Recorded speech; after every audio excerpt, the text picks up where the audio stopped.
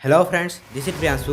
और क्या हो अगर हमारी पृथ्वी की तरफ एक बड़ा एस्टेरॉइड तेज़ी से बढ़ रहा हो और हमारी पृथ्वी से बस टकराने ही वाला हो। क्या हम ऐसे किसी घटना को आज के टेक्नोलॉजी की मदद से टाल सकते हैं? और क्या हमें सही समय पर पता चल पाएगा कि हमारे पृथ्वी के लिए एक एस्टेरॉइड विनाश बनकर आ रहा है? वेल फ्रेंड्स, आई नो ये सवाल आपके मन में बार बार आया होगा। तो अगर आप ये जानना चाहते हो कि एस्टेरॉइड इम्पैक्ट से हम पृथ्वी को कैसे बचा सकते हैं, तो इस वीडियो को शुरू से लेकर अंत तक जरूर देखिएगा। So guys, without wasting further time, let's get started with today's video titled How can we prevent asteroid impact?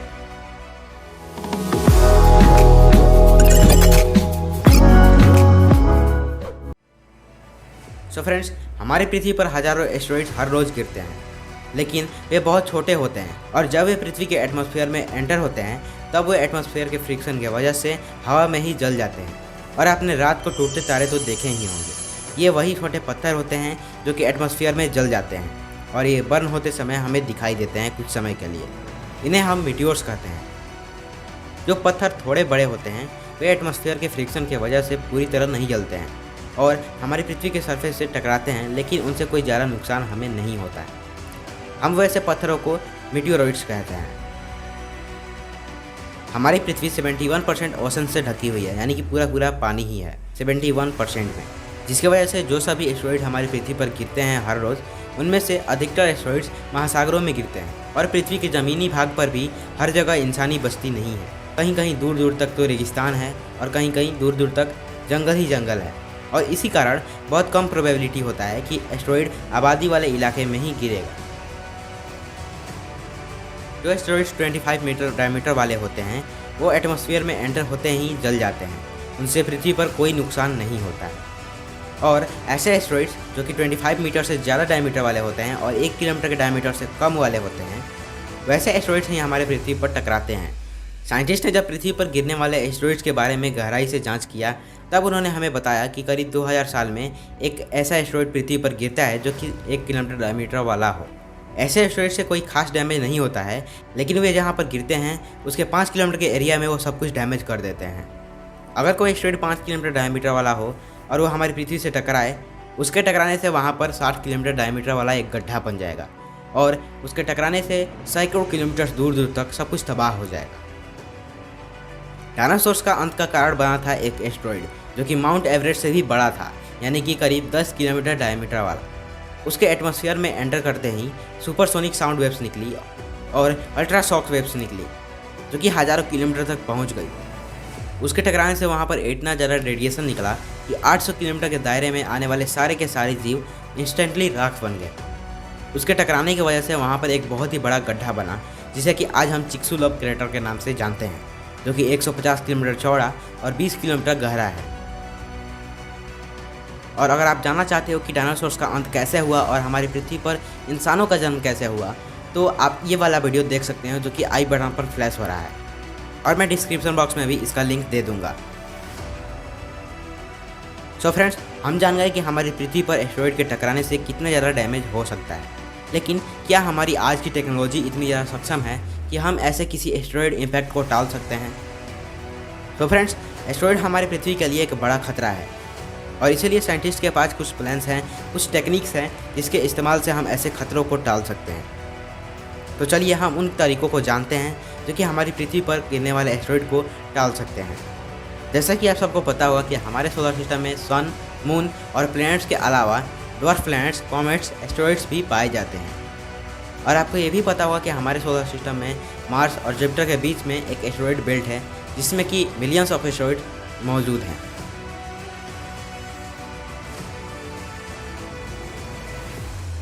So guys, जब कोई एस्टेरॉइड किसी फोर्स या कोलिजन के कारण एस्टेरॉइड बेल्ट से निकल जाता है या फिर अपने ऑर्बिट से बाहर निकल जाता है और किसी प्लैनेट के ग्रेविटेशन की वजह से खींचा चला जाता है, तो एस्टेरॉइड कोलिजन होता है। या फिर किसी एस्टेरॉइड का ऑर्बिट प्लैनेट के ऑर्बिट को इंटरसेक्ट करता है और एक ही समय पर एस्टेरॉइड और प्लैनेट एक साथ एक ही पॉइंट पर रहते हैं, तो फिर एस्टेरॉइड इम्पैक्ट हो सकता है। साइंटिस्ट के थ्योरीज के हिसाब से हम किसी एस्टेरॉइड को 3 कैटेगरी के तरीक़ों से पृथ्वी से टकराने से बचा सकते हैं, और वो 3 कैटेगरीज हैं: मिटिगेशन, एनर्जी सोर्स और अप्रोच स्ट्रेटजी। फर्स्ट कैटेगरी है मिटिगेशन। इस कैटेगरी में उन तरीकों को रखा गया है जिसके इस्तेमाल से हम किसी एस्टेरॉइड के हार्मफुलनेस को कम कर सकते हैं। अगर कोई बड़ा एस्टेरॉयड है जो कि पृथ्वी से टकराने वाला है, तो हम एस्टेरॉयड पर एक बड़ा ब्लास्ट कर सकते हैं, जिसके वजह से एस्टेरॉयड छोटे छोटे टुकड़ों में टूट जाएगा।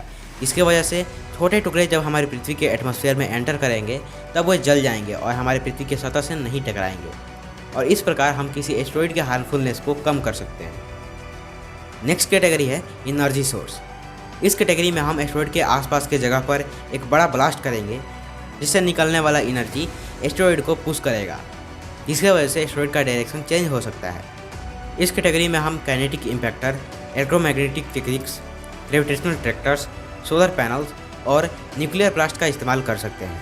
फर्स्ट नंबर पर है kinetic impactor. So guys, scientist के रिसर्च के अनुसार जब कोई एस्टेरॉयड पृथ्वी से टकराने वाला होगा तो हम एक हैवी स्पेसक्राफ्ट को लॉन्च करेंगे, जो कि एस्टेरॉयड से जा टकराएगा, और उसके धक्के के वजह से एस्टेरॉयड का दिशा बदल जाएगा। उसके डायरेक्शन चेंज में बदलाव तो बहुत छोटा होगा, लेकिन उतना ही काफ़ी होगा।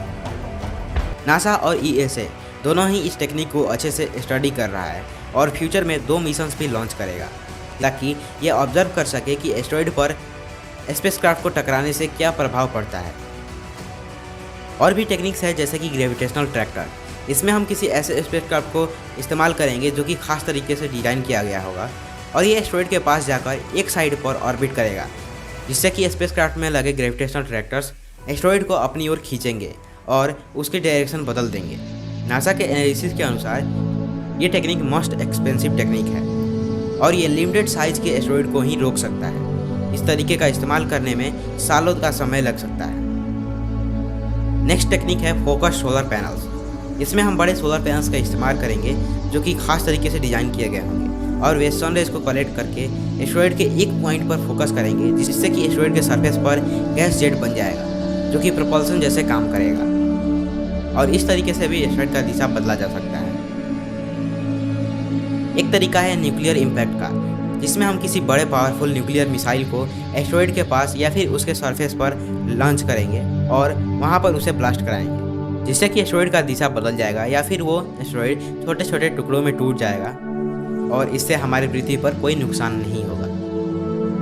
और भी कई टेक्निक्स हैं, जैसे कि हम एक पावरफुल स्पेसक्राफ्ट को एस्टेरॉयड पर लैंड कराएंगे और उस स्पेसक्राफ्ट की मदद से हम एस्टेरॉयड को धक्के दे देकर दूर तक लेकर जाएंगे, और इस तरीके से भी हम एस्टेरॉयड का दिशा बदल सकते हैं। साइंटिस्ट की ये टेक्निक्स सुनने में बड़े कामयाब जान पड़ते हैं और आसान भी, लेकिन ये आसान है नहीं, और हमने आज तक ऐसा कोई एक्सपेरिमेंट किया भी नहीं है, और इसीलिए हमें असल में पता नहीं कि क्या होगा। लेकिन ये तो तभी पता चल पाएगा जब कोई एस्टेरॉयड हमारी पृथ्वी से टकराने वाला होगा और हम इन्हीं टेक्निक्स में से किसी एक टेक्निक का इस्तेमाल करेंगे एस्टेरॉयड को रोकने के लिए, और तभी हमें सारी सच्चाई पता लगेगी। इन टेक्निक्स में काफ़ी मनी और एनर्जी खर्च होगा, और अभी के समय में हमारे पास उतना ज़्यादा एनर्जी नहीं है। सबसे पहले हमें ऐसे एनर्जी सोर्स को ढूंढना होगा जो कि काफ़ी एनर्जी जनरेट कर सकता है और कम पैसा और कम समय में। नासा जल्दी ही दुनिया का first planetary defence mission launch करेगा, इसमें कि वो एक नियर अर्थ एस्टेरॉयड पर काइनेटिक इम्पैक्टर टेक्निक का इस्तेमाल करेंगे और ये ऑब्जर्व करेंगे कि ये टेक्निक कैसे काम करता है, ताकि फ्यूचर में जब हमें इसकी ज़रूरत हो तब हम उस समय पूरी तरह तैयार हों। इस मिशन का नाम रखा गया है the double asteroid redirection test, यानी कि द डार्ट मिशन।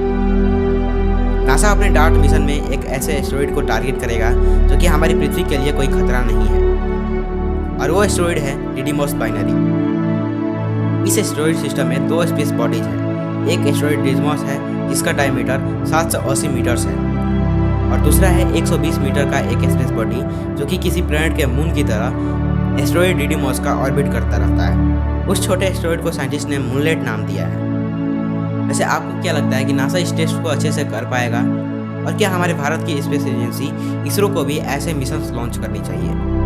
हमें कमेंट बॉक्स में लिखकर जरूर बताइएगा। सो आज के लिए बस इतना ही, और अगर आपको ये वीडियो पसंद आया तो लाइक कर देना इस वीडियो को, अपने फ्रेंड्स और फैमिली के साथ शेयर कर देना इस वीडियो को, और सबसे ज़रूरी बात, अगर ऐसे इन्फॉर्मेटिव वीडियोज़ मिस नहीं करना चाहते तो चैनल को सब्सक्राइब करके बेल आइकन को प्रेस करना मत भूलिएगा, ताकि आगे आने वाले अमेजिंग वीडियोज़ की नोटिफिकेशन आपको मिल जाए और आप उन्हें मिस ना करें।